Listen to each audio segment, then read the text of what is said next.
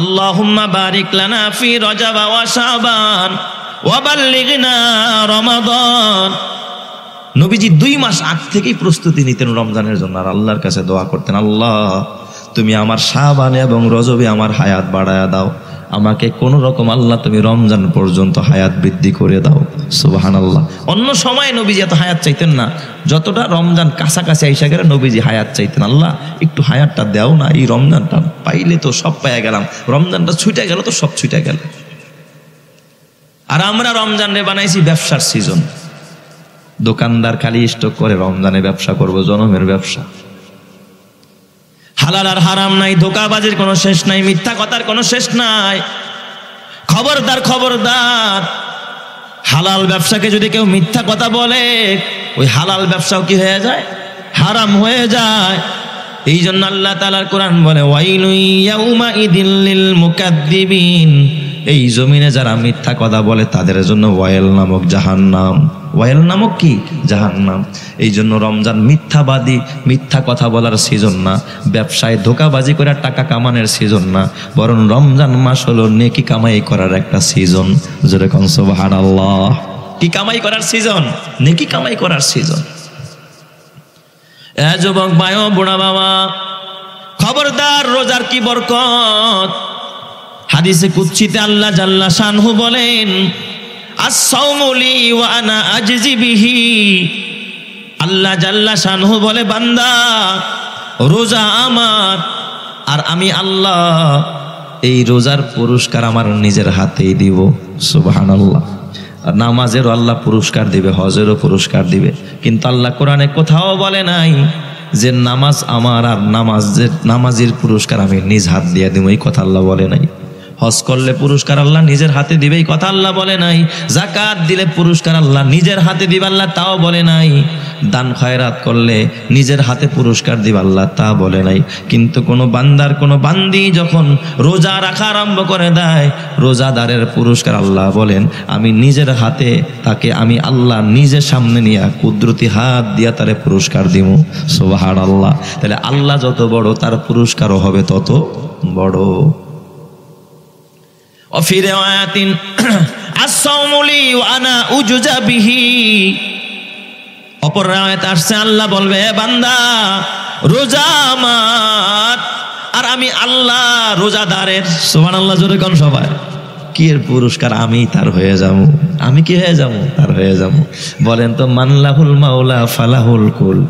রোজাদারের জন্য যদি আল্লাহ হয়ে যায়, তাইলে তার আর জীবনে কিছু দরকার আসেনি। জুতু মেরা তু সব মেরা, ফালাক মেরা জমি মেরি। জুতু মেরা তু সব মেরা, ফালাক মেরা জমি মেরি। আগার এক তু নেহি মেরা তো কোই শাই নেহি মেরি। তুমি আমার, সবই আমার, আকাশ আমার, জমি আমার। তুমি আমার, সবই আমার, আকাশ আমার, জমি আমার। হারাই যদি শুধু তোমায়, কপাল পোর আর নেই কিছু আর। তো আল্লাহরে যদি পাওয়া যাও, রোজা রাখলে কারে পাওয়া যায়? আল্লাহরে পাওয়া যায়। রোজার কত গুরুত্ব দেখেন। আল্লাহ নামাজ ফরজ করেছে, কিন্তু নামাজ কেমনে পড়তে হবে, কয় রাকাত, কোন টাইমে কিভাবে পড়তে হবে, ডিটেলস বর্ণনা কোরআনের মধ্যে নাই, হাদিসে আছে। যাকাত দিবেন, কিন্তু কয়টা গরু হইলে কয়টা যাকাত, কি পরিমাণ টাকা হইলে কত টাকা যাকাত, এই কথা কোরআনের ডিটেলস বর্ণনা কোথাও নাই, হাদিসে আছে। এ বাবা, হজ করবেন, আল্লাহ বলছে হজ করো, কিন্তু উকুফ কখন করবেন, মুজদালিফায় কখন যাবেন, আরে বাবা কখন কি করবেন, অসুস্থ হয়ে গেলে কি করবেন, তোয়াফ কেমনে করবেন, কোথার থেকে তোয়াফ শুরু করবেন, কয় চক্কর দিলে এক তোয়াফ হয়, কোরআন শরীফের কোথাও খুঁজে আপনি পাবেন না। তার মানে অন্য বিধানগুলো আল্লাহ এত ডিটেলস কোরআনের কোথাও বয়ান করে নাই। কিন্তু রমজান এমন এক নিয়ামত, এমন এক বরকত, এই রোজা কে রাখবে, কখন রাখবে, কিভাবে রাখবে, কখন থেকে শুরু করবে, কখন গিয়ে ইফতার করবে, আর অসুস্থ হয়ে গেলে কি করবে, মেয়েদের পিরিয়ড হলে কি করবে, এ আমার বাবা, রোজার যত বিধান আছে একেবারে পুঙ্খানো ডিটেলস আলোচনা আল্লাহ তাআলা কোরআনের মধ্যে বান্দা বান্দিকে ভাঙা ভাঙা বোঝাইছে। যেটা কোন সুবহানাল্লাহ। তার মানে রোজার গুরুত্বই কি বেশি। এমন কোন নবী নাই পৃথিবীতে রোজা রাখে নাই। কারণ আল্লাহর কোরআন বলে ইয়া আইয়ুহাল্লাযীনা আমানু কুতিবা আলাইকুমুস সিয়াম কামা কুতিবা আলাল্লাযীনা মিন ক্বাবলিকুম লাআল্লাকুম তাত্তাকুন। আল্লাহ বলে হে ঈমানদারেরা, তোমাদের উপর রোজাকে ফরজ করা হয়েছে যেমন ফরজ করা হয়েছিল তোমাদের পূর্ববর্তীদের উপরে, আগের নবীদের উপরে, অন্য উম্মতের উপরে। লাআল্লাকুম তাত্তাকুন, যাতে করে তুমি মুত্তাকি হতে পারো। এই পৃথিবীতে সর্বপ্রথম রোজা কে রাখছিল জানেন? জানেন না? সর্বপ্রথম রেখেছিল রোজা পৃথিবীতে আদম আলাইহিস সালাম। আদম নবী রোজা রাখছে সর্বপ্রথম। গুনিয়াতুত তালেবিন নামক কিতাবের ভিতরে বড় পীর আব্দুল কাদের জিলানী রহিমাহুল্লাহ তিনি লিখেন, আদম নবী জান্নাতের ভিতরে আল্লাহ নিষেধ করলেন, আদম তোমার বিবি হাওয়ারে নিয়ে যেখানে খুশি সেখানে যাও, যা খুশি তাই খাও, কোনো বাধা নাই, তবে ওয়ালা তাকরাবা হাযিহিশ শাজারাতা ফাতাকুনা মিনাজ জালিমিন, খবরদার এই গাছের কাছে যাইও না, এই গাছের ফলও খাইও না। নিষেধ করে দিয়েছে আল্লাহ, মামনু, এটা করা নিষেধ। কিন্তু শয়তান প্রথমে মা হাওয়ারে ধোঁকা দিল, নারীর আগে ধোঁকা দিস, কারণ জানে নারীরে ঘরের বের করতে পারলে পুরুষরে বের করাটা কি হয়, সহজ হয়। এই জন্য বর্তমানে ভণ্ড পীরেরা তারাও মিশন নিছে, আগে মুরিদ বানায় কাদেরকে? মহিলাদেরকে। যেই দরবারে মহিলারা যায় ওটা কোনো পীরের দরবার নয়, ভণ্ডদের আড্ডাখানা। পীরের দরবারে কোনোদিন মহিলা যাইতে পারে না। এ যুবক, বুড়া বাবা, ও আমার পর্দারের মা, মা গো, তোমার মতো কত মা এই কবরস্থানে শোয়া। এ মা, কালকে যদি মরে যাও কে খুলবে নাকের ফুল, কোথায় যাবে কানের দুল, কে নিবে হাতের বালা, কোথায় যাবে গলার মালা। ও মা, তোমার মা কবরে গেল, নাকের ফুলটা এখন আলমিরাতে পড়ে রইল। মা, দামি 3 পিসটাও কবরে নিতে পারে নাই। মা গো, তুমিও পারবা না। মা, পারলে মা মরার আগে প্রস্তুতি নিয়ে কবরে যাও, আমার আল্লাহ কবরটাকে জান্নাতের ঘর বানাবে। সুবহানাল্লাহ। বলেন তো আল্লাহ বানাবে কি বানাবে না? আদম আলাইহিস সালাতু ওয়াস সালামের বিবি মা হাওয়াকে শয়তানে ধোঁকা দিছে, ধোঁকা দিয়ে আগে গন্ধম খাওয়াইছে, এরপরে আদম আলাইহিস সালামও খাইছে। আল্লাহ তাআলা জান্নাত থেকে বের করে দিছে, যাও দুনিয়াতে যাও। প্রস্রাব পায়খানার ব্যাগ ধরছে, জান্নাত না দুনিয়াতে যাও। দুনিয়াতে আসছে গন্ধম খাওয়ার পরে আদম নবীর চেহারাটা মলিন হয়ে গেছে। খারাপের একটা প্রতিক্রিয়া দেহের মধ্যে আসে না নেই? হালালের ভিতরে বাবা কখনো দেখবেন আরামের অভাব নাই, আর হারামের ভিতরে কোনো আরাম নাই। আদমের ওই যে গন্ধম খাইছে একটা প্রভাব, চেহারাটা মলিন হয়ে গেছে, চেহারাটা একেবারে বিকশিত হয়ে গেছে। আদম আলাইহিস সালাম জমিনে আসলে আদম নবীর ভালো লাগে না, তওবা করা আরম্ভ করলেন, কান্নাকাটি আরম্ভ করলেন। আদম আলাইহিস সালাম বুঝলেন, আল্লাহ এই গন্ধম খায় আমি বড় ভুল করেছিলাম মালিক, আমি আর এখন খানা খাবো না। আল্লাহ 3 দিন পর্যন্ত আদম আলাইহিস সালাতু ওয়াস সালাম কিচ্ছু খায় নাই, গাছের পাতাও খায় নাই, কোনো পানিও খায় নাই। 3 দিন রোজা রাখছে। এই হলো তার জীবনের প্রথম 3 দিন রোজা। আর ওই 3টা দিন ছিল 13, 14, 15 আইয়ামে 20। সুবহানাল্লাহ। কোন সবাই নবীজি এই জন্য প্রত্যেক মাসের 13, 14 তারিখ কি রাখেন? রোজা রাখেন। আমরাও রাখবো। আইয়ামে 20, 20 শব্দের অর্থ হলো বাইদুন, অর্থ সাদা। তার মানে চেহারাটা ওই যে মলিন হয়ে গেছিল, 3 দিন রোজা রাখার পর আল্লাহ তাআলা যখন ওই গন্ধমের প্রভাবটা দেহ থেকে চলে গেছে, 3 দিন না খাইলে কি পেটে কিছু থাকে? সব শেষ, গন্ধমের প্রভাব শেষ। আল্লাহ তাআলা চেহারাকে আবার উজ্জ্বল বানায় দিস। এই জন্য এই 3 দিনকে কি বলা হয়? আইয়ামে 20 বলা হয়। আইয়ামে 20 মানে কি? চেহারা সাদা হওয়ার দিন। যদি এটা আইয়ামে 20 নামে সবাই চিনেন। হযরতে জাকারিয়া আলাইহিস সালাম ওনার তত্ত্বাবধানে লালিত পালিত হয়েছিল হযরতে মারিয়াম। যেই মারিয়াম হযরতে ইমরান আলাইহিস সালামের কন্যা। এই মারিয়াম যখন বাইতুল মুকাদ্দাসের ভিতরে, সেখান থেকে পূর্ব পাশের রুমে গেলেন, আল্লাহ তাআলা জিব্রাইলের মাধ্যমে তার গর্ভে ঈসা নবীরে পাঠাইয়া দিছে। সুবহানাল্লাহ। মারিয়াম কানতে কানতে জঙ্গলে গিয়া ডাক দেখ, আল্লাহ এই সন্তান নিয়ে আমি এখন কোথায় যাব? আল্লাহ গো, মানুষের কাছে গেলে মানুষ আমাকে দূরে সরাইয়া দেবে, আল্লাহ আমার বিরুদ্ধে তারা অপবাদ রটাবে, আল্লাহ এখন আমি এই চেহারা কেমনে দেখাবো? ক্বালাত ইয়া লাইতানি মিত্তু ক্বাবলা হাযা ওয়া কুনতু নাসিয়াম মানসিয়া। আল্লাহ আমারে মরণ দিয়া দাও, মইরা যাও ভালো, কারণ স্বামী নাই, আমার বিয়ে হয় নাই, আমার পেটে বাচ্চা, এটা যে শুনবে সেই তো আমার কি করবে? গালিগালাজ করবে। আল্লাহ আমারে মরণ দিয়া দাও, মৃত্যু ক্বাবলা হাযা ওয়া কুনতু নাসিয়াম মানসিয়া। আমি যদি মইরা যাইতাম আর মানুষ আমারে ভুইলা যাইতো, কতই না ভালো হইতো। আল্লাহ তাআলা মারিয়ামকে শেখায়া দেয়, এ মারিয়াম, ফাইম্মা তারাইন্না মিনাল বাশারি আহাদা, তোমার পেটে বাচ্চা, দুনিয়ার কোন মানুষ যদি তোমারে দেখে ফেলে, ফাকুলি ইন্নী নাজারতু লিররহমানি সাওমা, এ মারিয়াম তুমি বলবা, এ দুনিয়ার মানুষেরা ইশারা করে বলবা আমি আজকে রোজা রাখছি। সুবহানাল্লাহ কোন সবাই, ইন্নী নাজারতু লিররহমানি সাওমা, আমি আজকে আমার রবের নামে রোজার মান্নত করছি। ফালান উকাল্লিমাল ইয়াউমা ইনসিয়া, আমি আজকে কারো সাথে কোনো কথা বলবো না। আমি কি রাখছি? রোজা রাখছি। ভালো কথাটাও বলবা না, চুপচাপ থাকবা। এই জন্য ওই যুগের রোজা ছিল, রোজা অবস্থায় কথা বলা যেত না। আল্লাহ বাসাইছে, খালি যদি এই হুকুমটা এই উম্মতরে দিত, খালি যদি বলতো রোজার মাসে কথা কই পারবা না, তাহলে দেখতেন ব্যবসায়ীরা একটাও কি রাখতো না, কথা কয় না। হ্যাঁ, হুজুর ব্যবসায়ী করি খালি রমজান মাস, ঈদের সময় তো খালি ব্যবসা, গলা কাটা ব্যবসা।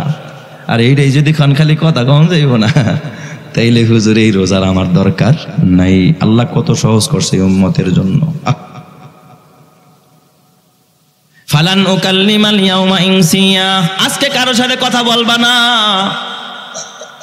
আহারে আল্লাহ উম্মতের জন্য কত আসান না করলো রে।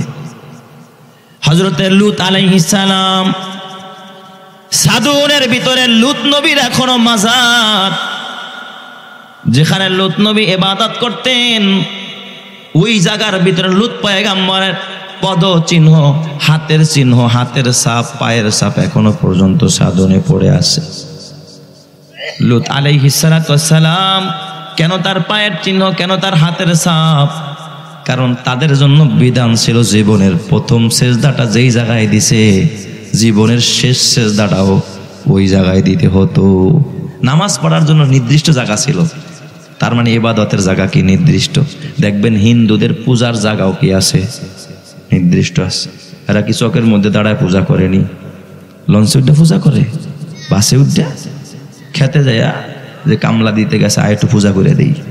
তাদের পূজা করতে হলে কই যেতে হবে? পূজা মণ্ডপে। খ্রিস্টানদের পূজা করতে হলে গির্জায় যেতে হয়, ইহুদিদের করতে হলে তাদের উপাসনালয়ে যেতে হয়। আগের যুগের উম্মতদের বিধান ছিল জীবনের প্রথম ইবাদত যেই জায়গায়, শেষ ইবাদত সেই জায়গায়। আল্লাহর হাবিব দোজাহানের নবী ডাক দেখ, আল্লাহ এই বিধান যদি আমার উম্মতকে দাও, আমার উম্মত দেশ হতে দেশ দেশান্তরে আল্লাহ গো জীবিকার তাকিদে আল্লাহ কত জায়গায় যাবে, কত জায়গায় ঘুরবে, আমার উম্মত একটাও জান্নাতে যেতে পারবে না। যদি এটাই বিধান থাকতো, যারা বিদেশে গেছে তারা জান্নাতি না সব জাহান্নামী হয়ে যেত, নামাজ পড়ার কোনো সুযোগ থাকতো না। আল্লাহ তাআলার হাবিবকে আল্লাহ তাআলা জানায় দেয়, হাবিব আমার, আমি আল্লাহ আপনার উম্মতের জন্য এত সহজ করে দিলাম, মসজিদেও পড়া লাগবে না, ঘরেও পড়া লাগবে না। আপনার উম্মত গাছের মধ্যে আটকা পড়ছে, গাছের মধ্যে বৈশাও যদি নামাজ আদায় করে, নদীতে ডুবে গেছে সেখানেও যদি নামাজ আদায় করে, আমি আল্লাহ ওই জায়গাটাকেই তার জন্য মসজিদ বানায়া দিব। জোরে জোরে কন্যা আল্লাহু আকবার। শুধু ওজুদাস রহমাতাল লিল আলামিন, শুধু ওজুদাস রহমাতাল লিল আলামিন, মসজিদে ও শুধহারা শুধহামারো এ জমিন। আল্লাহ গোটা জমিনটাই কি বানায় দিছে? মসজিদ বানায় দিছে। কামলা দিতে গেছেন, বাস খালি কোন রকমের ওযুটা থাকলেই হয়, আল্লাহু আকবার, নামাজ কবুল করবে কে? যায় নামাজ লাগবো, গামছা লাগবো, মাটিতে সেজদা দিলে কবুল করে কে? ওরে মাটি করো না মাটির তরে তোমার মহৎ জীবনটারে, জীবন যৌবন দাতা যিনি বিলাও জীবন তাহার তরে। বলো তো বাবা, এই জীবন আর এই হায়াতের মালিক যিনি তিনি কে? অন্যের তরে বিলায় লাভ নাই, অথচ এই নামাজ কতটা অবহেলিত আমার কাছে, আপনার কাছে। বাস অফিস ধরার জন্য, চাকরির টাইম বাঁচানোর জন্য পাগল হয়ে যায়। গাড়ির থেকে নেমে ঢাকা শহর দেখি বড়লোক মানুষ নিজের গাড়ি রাইখা দিয়ে হাঁটতেছে রাস্তার পাশ দিয়ে। এক ভদ্রলোককে জিজ্ঞেস করলাম, ভাই এত দৌড়াদৌড়ি কেন? কয়, ভাই হুজুর আপনারা তো চিনলাম না, আমার অফিস টাইম আর কি, জ্যামে বইরা গেছি, গাড়ি রাইখা তাড়াতাড়ি 10টার মধ্যে অফিসে না ঢুকলে আমার সমস্যা আছে। হয়তো 2 লাখ টাকা বেতন পাবে সে মাস শেষে, এই অফিস ঠিক রাখার জন্য নিজের গাড়ি রাইখা তারপরে দৌড়ায়। অথচ আল্লাহ ডাকে, হাইয়া আলাস সালাহ, হাইয়া আলাল ফালাহ, আসো কামিয়াবির দিকে, আসো নামাজের দিকে। কিন্তু ওই কপাল পোড়া নামাজে যায় না। এই জন্য যেই মানুষটার দুনিয়ার কদর বুঝলো, দুনিয়ার দাম বুঝলো, কিন্তু আল্লাহর হুকুমের মূল্য বুঝলো না, ওর মতো হতবাগা জমিনে আর কেউ হতে পারে না। ঠিক না বেঠিক? জোরে কন। মাকুন সুস্তি নামাজে পাঞ্জে গানা, ফাওয়াইলুল লিল মুসাল্লিন আল্লাযীনা। আল্লাহ তুমি আমাদের সকলকে তোমার হুকুমের আজমত আমাদের দিলে দান করো। জোরে কন আমিন। তাহলে বলেন তো রোজার দাম কম না বেশি? কেন এত দাম? কারণ রমজান মানে হলো কোরআন। রমজানের পরিচয় দিছে আল্লাহ কি দিয়া? কোরআন দিয়া। এই রমজানে আমি কোরআন নাজিল করেছি, যে এই কোরআন বিশ্ববাসীর জন্য হেদায়েতের রাস্তা। সুবহানাল্লাহ, জোরে কোন সবাই। এ আমার বাবা, এরপরে রমজানের এত কেন দাম? আল্লাহ তাআলা শেষে রমজানের উদ্দেশ্য আল্লাহ নিজে বলে দেয়, লাআল্লাকুম তাত্তাকুন। এ বান্দা, আমি কেন রোজা ফরজ করেছি তোরা জানোস না? তুই যদি রোজা রাখতে পারস, তোর নামটা গুনাহগার থাকবে না, তোর নামটা সাধারণ মানুষ না। লাআল্লাকুম তাত্তাকুন, অবশ্যই অবশ্যই তুই মুত্তাকি হয়ে যাবি, তুই আল্লাহওয়ালা হয়ে যাবি, জান্নাতি হয়ে যাবি। জোরে কান্না আল্লাহু আকবার। কয় হুজুর আল্লাহ কইছে মুত্তাকি হবি, আপনি আবার জান্নাতি বাড়ায় এখন কেন? কারণ আল্লাহ তাআলা জান্নাতটা কোনো বাটপারের জন্য বানায় নাই, সিটারের জন্য বানায় নাই, বেনামাজির জন্য বানায় নাই, চোরের জন্য বানায় নাই, ডাকাতের জন্য বানায় নাই, সুদখোরের জন্য, ঘুষখোরের জন্য আল্লাহ জান্নাত বানায় নাই। আল্লাহর কোরআন বলে, ওয়াসারিউ ইলা মাগফিরাতিম মির রাব্বিকুম ওয়া জান্নাতিন আরদুহাস সামাওয়াতু ওয়াল আরদ, আরদুহাস সামাওয়াতু ওয়াল আরদ উইদ্দাত লিল মুত্তাকিন।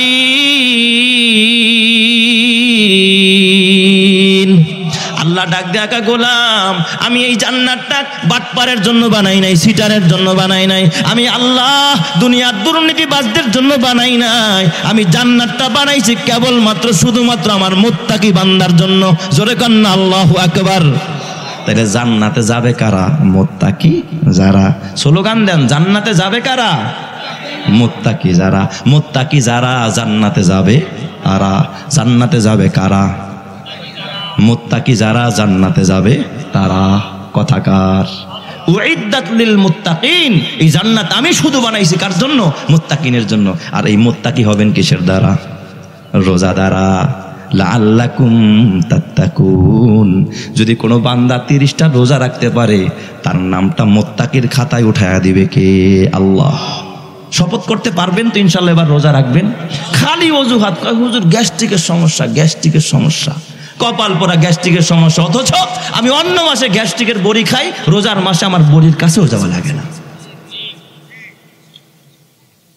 গ্যাস্ট্রিকের সমস্যা তোমার হইব না কি করে? একেবারে জনমের খাওয়া খায়, ইফতারির সময় ছোলা পারে না, একবার টিপ্পা টিপ্পা তারপরে ভিতরে ঢুকায়। একবেলা খাবার খাস না, এই জন্য একবার এত খাওয়া লাগবো। আবার নামাজ পড়ে হিসাব কত এত পর্যন্ত খাইছে। আবার হ্যাঁ বাস সাহারি তো বুড়া পারে না যে লোড দেয়, যদি ক্ষুধা লেগে যায়। কেন এত এত লোড কেন? খাবারের এত লোড কেন? বেশি খাইলে তো গ্যাস হবেই। ঠিক না ভাই? ঠিক। এত লোড কেন? খাবার যত কম খাবেন রমজানে দেখবেন তত ভালো লাগবে। যেদিন সাহারিতে খাবার কম খাইছেন ওই দিন পরের দিন দেখবেন কাজ করে আরাম পাবেন, চইলা ফেরো কি পাবেন? আরাম পাবেন। আর খাবার যেদিন লোড বেশি দিয়েছেন দেখবেন ফজরের নামাজে রুকুতে গেলে কয় হুজুরা নড়ে না, মরে গেল নি আবার। ঠিক না ভাই? ঠিক। কারণ ওই যে প্যাডের লোড বেশি, এখন কুলায় না আর কি, রুকু যায় আর কুল পায় না আর কি। এত লোড দেন কেন? এত লোক থাকবে কেন? যুবক ভাই, ও বুড়া বাবা, খবরদার খবরদার। তুমি যতই রিজিকের পিছনে দৌড়াও, জিন্দেগিতে আল্লাহর দেওয়া বাজেটের বাইরে এক জাররা রিজিক খাওয়ার ক্ষমতা তোমার নাই। কারণ রিজিকের মালিক যিনি, তিনি কি?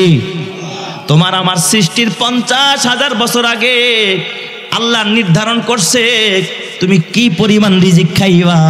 তুমি যতই এমপি হও, যতই মন্ত্রী হও, তোমার রিজিকের বাজেট তোমার জন্মের পর না, তোমার রিজিকের বাজেট হয়েছে তোমার জন্মেরও 50,000 বছর আগে। এক যারা রিজিক থাকতে তোমার আল্লাহ কবরে নিবে না। আর তোমার কপালে যদি ওইটা রিজিক না থাকে, কশ্চিন কালেও ওই রিজিক তুমি জীবন দিয়াও পাইবা না। দেখো না আজকের ঘটনা, বেইলি রোডের ঘটনা বাবা, ঢাকা শহরে। এক দম্পতি 3 সন্তান, স্বামী স্ত্রী, ইটালির প্রবাসী। স্বামী ইটালি থেকে আসছে সন্তান নিয়া, বিবি নিয়া, আবার ইটালি ফিরবে। সন্তানরা বায়না ধরছে, আব্বু রাতের বেলায় আজকে বাসায় খাবো না, রেস্টুরেন্টে গিয়া খাবো। বেইলি রোডের বহুতল ভবনে কাচ্চিবাই একটা হোটেল রেস্টুরেন্ট আছে, ওখানে বিবি 3 সন্তান সহ ফ্যামিলির 5 জনের একটা প্যাকেজ। কয়দিন পরে যাবে ইটালি, টিকিট কনফার্ম করা, ভিসা কনফার্ম করা। ওরা তো জানে না আজরাইল যে বেইলি রোডের রেস্টুরেন্টের মধ্যে বসা। এটা স্বামীও জানে না, স্ত্রীও জানে না, সন্তানগুলো জানে না। গত রাত্রের আগুনের ঘটনা, 46 জন মানুষ জায়গার মধ্যে ডেড বডি, 46 জন মানুষ মারা যায়। এই একই পরিবারের 5 জন, যাদের বাড়ি হলো বাবা ব্রাহ্মণবাড়িয়া। আসরের পর জানাজাটা হয়েছে, ভিডিওটা দেখে আমি চোখের পানি রাখতে পারি না। একই পরিবারের সারিবদ্ধভাবে স্বামী স্ত্রী আর 3 সন্তান। বাবার কত স্বপ্ন, গ্রিন কার্ড পাইছে, ইটালির একজন সিটিজেনশিপ পাইছে। কি পরিমাণ স্বপ্ন, দেশে কত গাড়ি বাড়ি করছে, কত আনন্দ করবে, সন্তান নিয়ে থাকবে। একটা সময় দেখেছি এ বাবা, ওই সময় টিভির নিউজে দেখলাম ভিডিওতে, প্রথম যখন একটা বাচ্চা 3 বাচ্চার মধ্যে যখন হাই হুতাশ আরম্ভ হয়, একটা বাচ্চা যখন হারায়া যায় মা পাগল হয়ে যায়। একটা বাচ্চা প্রথমে হারায়া গেছে, কারণ ছোটাছুটি করছে কোন দিক দিয়ে যাবে, হঠাৎ দেখে একটা বাচ্চা নাই। মা তখন আর বাঁচার রাস্তা খুঁজে নাই, স্বামীও বাঁচার রাস্তা খুঁজে নাই, খুঁজছে সন্ধান কই গেল। কিন্তু কিছুক্ষণ পরে সবার লাশ পাওয়া গেছে, কাউরে আর জিন্দা উঠাইতে পারে নাই। এ বাবা, তুমি ভাবছো তোমার এই বিদেশের পয়সা তোমারে সুখে রাখবে, তোমার এই ক্ষমতা তোমারে সুখে রাখবে, তোমার এই টাকা তোমারে আরামে রাখবে, কিন্তু তুমি জানো না তোমার মরণ কোথায়, তুমি জানো না তোমার কবর কোথায়। দুচি জাদ মীরা কাশাদ জোরে জোর, দুচি জাদ মীরা কাশাদ জোরে জোর, একে আবদানা দেগার খাকে গোর। তোমার গোর কোথায় হবে, কবর কোথায় হবে, আল্লাহ সারা দুনিয়ার কেউ জানে না। জানেন কে? আল্লাহ। দেখেন না আয়ানের বাবা, এই যে বাংলাদেশের ইউনাইটেড হসপিটালের ঘটনা, আয়ানের বাবার কত স্বপ্ন, আয়ান রে খতনা করাইবো, মুসলমানি করাইবো। আমরা তো সন্তানরে আজান দিয়া কোন রকম করাই, তাই না? কিন্তু আয়ানের বাবার বড় স্বপ্ন, বড় জায়গায় নিয়ে মুসলমানি করাইব। নর্মাল ক্লিনিকে নেয় না, নর্মাল হসপিটালে নেয় না, সন্তানটাকে নিয়ে গেছে কোথায়? ইউনাইটেড হসপিটালে, বাংলাদেশের প্রথম সারির একটা হসপিটাল, যে ওখানে গিয়া ছেলেরে মুসলমানি করামো। ছেলেরে নিয়ে বড় স্বপ্ন বাবা এঁকেছে, কিন্তু বাবাই তো জানে না আমার আয়ানের আজরাইল ইউনাইটেড হসপিটালের ওটির মধ্যে যে আজরাইল বসা, এটা তো আয়ানের বাবা জানে না। আয়ানের বাবা যদি জানতো, কোশ্চিনকালেও সন্তানটা নিয়ে ইউনাইটেড হসপিটালে যেত না। এ আমার বাবা, তুমি মনে করেছো একটাই স্বপ্ন, গাড়িটা কিনলে মনে হয় জান্নাত, সুখ পাওয়া যাম, কিন্তু এই গাড়িতে যে অ্যাক্সিডেন্ট করে তুই মরবি, এটা তো তোর জানা নাই। যদি জানতি এই গাড়ির ভিতরে তোর মরণ আছে, কোশ্চিন কালেও গাড়ি কেনার জন্য পাগল হতি না। কই হুজুর জায়গাটা খুব সেফ মতো, বাড়িটা করমু আনন্দের সাথে, একটা ডুপ্লেক্স বাড়ি, কি সুন্দর বাগান করমু, কিন্তু তুই তো জানোস না ঘর যখন করবি এই ঘরের ভিতরে আজরাইল আসবে। যদি জানতি কোশ্চিন কালেও ওই জায়গায় ঘর না বানায়া জান্নাতের বাগান বানায়া দিতি। ঠিক না ব্যাটিক যারা কর? এ আমার বাজান রাগ করেন না, এই যে কবরস্থানের ভিতরে জান্নাতের ফুল ফুটছে, আপনারা খুশি না বেজার? হ্যাঁ, এই কবরের আশেপাশে কবরস্থানের যত কবরবাসী, তোমরা ঈদে কি আনন্দ করো, তার থেকে 1000 গুণ কোটি গুণ বেশি তারা আনন্দ করতেছে আজকে। ঠিক না ব্যাঠিক যারা কম? এই জন্য আমার বাবা হাতে পায়ে ধরে বলে যায়, খবরদার খবরদার, জিন্দিগি শেষ হয়ে যাবে, বাজেটের বাইরে 1 জাররাও পাইবা না। আল্লাহ যা বাজেট করছে তাই পাইবা, এক জাররা বেশিও পাইবা না, কমও পাইবা না। তবে খবরদার মুত্তাকি হয়ে যাও। লাভ কি হবে? আল্লাহর কোরআন বলে ওয়ামাইয়াত্তাকিল্লাহ ইয়াজআল লাহু মাখরাজা ওয়া ইয়ারযুকুহু মিন হাইসু লা ইয়াহতাসিব। আল্লাহ বলে যে তাকওয়া অবলম্বন করে, যে আমাকে ভয় করে, আল্লাহ বলে ইয়াজআল লাহু মাখরাজা, আমি আল্লাহ তার সব সংকট দূর করব, বের হওয়ার রাস্তা করে দিব। ওয়া ইয়ারযুকুহু মিন হাইসু লা ইয়াহতাসিব, এমন জায়গা থেকে তার রিজিকের ব্যবস্থা করব জীবনে কোনোদিন সে কল্পনা করতে পারে নাই। জোরে কোন সুবহানাল্লাহ। বলেন তো রিজিকের মালিক কে? আল্লাহ। এই বিশ্বাস রাখেন, এই ঈমান রাখেন। এই জন্য আল্লাহ তাআলা আমার নবীকে কয় ইয়া আইয়ুহান নাবিয়্যুত্তাকিল্লাহ। নবীরেও আল্লাহ কয় নবী আপনি তাকওয়া অবলম্বন করেন। নবীরেও আল্লাহ এই নির্দেশ দিচ্ছে। সুবহানাল্লাহ জোরে কোন সবাই। আর এই তাকওয়ার শিক্ষা দেওয়ার জন্য আপনার মাঝে আমার মাঝে এসেছে কি? রমাদান। আর এই তাকওয়ার শিক্ষা দেওয়া হয় এই মাদ্রাসায়। বিশ্বাস হয়নি আপনাদের? কেন? আমি আল্লাহর কোরআন দিয়া বলি। আল্লাহর কোরআন বলে ইন্নামা ইয়াখশাল্লাহা মিন ইবাদিহিল উলামা। এই জমিনের ভিতরে সবচেয়ে আমি আল্লাহকে বেশি ভয় করে কারা? উলামায়ে কেরাম। ভয়ের অপর নাম হলো তাকওয়া। ভয়ের অপর নাম কি? তাকওয়া। ভয় যা, তাকওয়াও তা। আল্লাহ কয় উলামায়ে কেরাম আমারে বেশি ভয় করে, তার মানে বোঝা গেল আলেমরা বেশি মুত্তাকি। সুবহানাল্লাহ কইবেন না সবাই? আল্লাহ আরেক আয়াতের মধ্যে বলে ইন্না আকরামাকুম ইনদাল্লাহি আতকাকুম। এই জমিনের ভিতরে যারা আল্লাহকে বেশি ভয় করে তারা বেশি সম্মানী। এই জন্য আমার বাবা, তোমরা যদি আল্লাহকে বেশি ভয় করতে চাও, তাকওয়াবান হতে চাও, তাহলে কসম আল্লাহর এই আলেমদের সাথে সম্পর্ক করার কোনো বিকল্প নাই।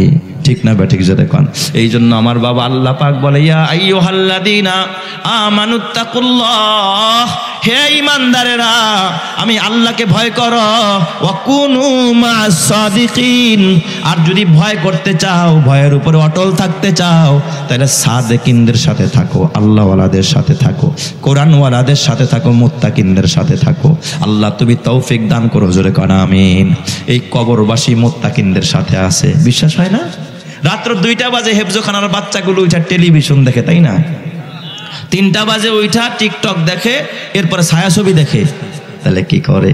ঠান্ডা পানি দিয়ে ওযু বানায় কোরআন শরীফ পড়ে। এই কোরআনের আওয়াজ যখন কবরবাসী শুনতে পায়, তুমি কোটি টাকা দিয়াও যেই শান্তি মা বাবারা দিতে পারবা না, এই কবরবাসী ওই কোরআনের তেলাওয়াতে অতটা বেশি খুশি হয়, অতটা বেশি আনন্দিত হয়। জোরে কোন সুবহানাল্লাহ, মাশাআল্লাহ।